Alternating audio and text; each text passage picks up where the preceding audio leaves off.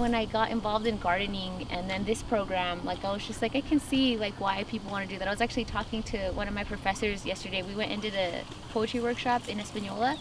And when we were driving back, I was like, I can see why like you like encouraged me to be a teacher in the past. Whenever you teach somebody how to do it, you know, that it's like you're teaching a man how to fish instead of just feeding him for a day. Yeah. And I was like, and that's like one of the fundamentals that I've always thought about, you know, like when I first started getting involved in like trying to do community service, that it was like it's the fundamental isn't teaching somebody how to do it themselves, so that it just keeps growing and growing, it keeps becoming regenerative.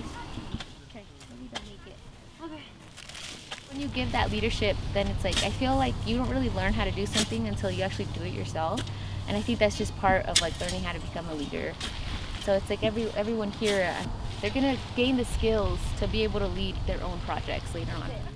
On this side? The rosemary, yeah. See, so you have to roll it like this. Look. Okay. Oh, I There's no shortage of hope and vision.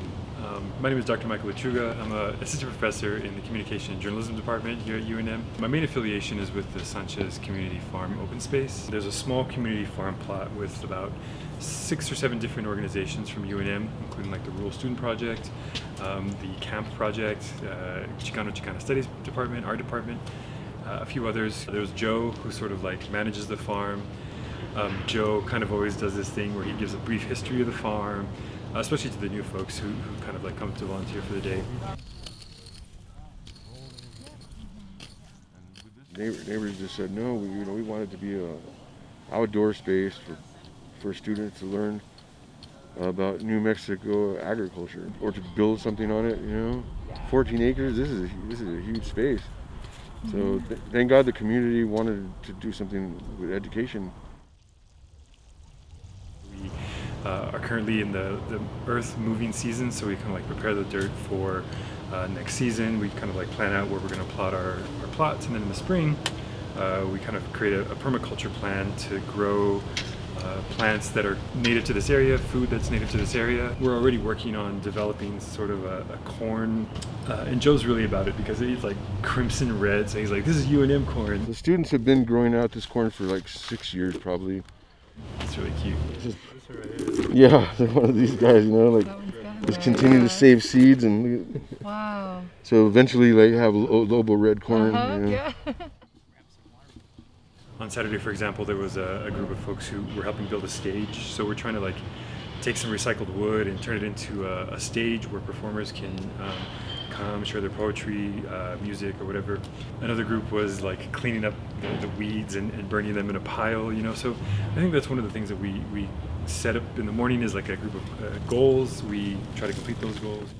Through community partnerships, like partnerships with UNM, the farm is able to get students who need like service opportunities or even credit opportunities to be able to like go out to the farm, manage the space. There's a lot that we can learn from our students. There's a lot that I have learned from my students. We're all sort of like bringing our own experiences, and all of those experiences are valuable. I don't want students to feel like that because I have a degree that my experiences are somehow more valuable than theirs, and that's really where I come from. I remember the stories of people like flooding the grocery stores to stock up on things. Our relationship to food has become so dependent on corporate interests, on food chain supplies or whatever kind of like network chain supplies. Agricultural practices, especially the ones that are typical to this area, teaches us that we should live within our means. And living within our means that we understand the natural world that we live in, understand the kinds of plants and animal life that can prosper here. If you plant corn and squash and beans together, they actually help each other, and they prop each other up, and protect each other from bugs and other harms. On a very practical level, right? That kind of is teaching students like you can be creative with food, with planting methods in a way that like helps the food, helps the soil, but also benefits yourself. On this like metaphysical level, you teach students symbiosis is how we survive. Our relationship with the natural world is about what we can give. You don't get anything back if you don't give to the garden, if you don't put in work, if you don't manage the water supplies, if you don't become very attuned to the nutrients of the soil and what's lacking, you're not going to get anything. And that I think teaches myself, it teaches the folks who come to the farm that that it is about what you put in. It's not just about what you take.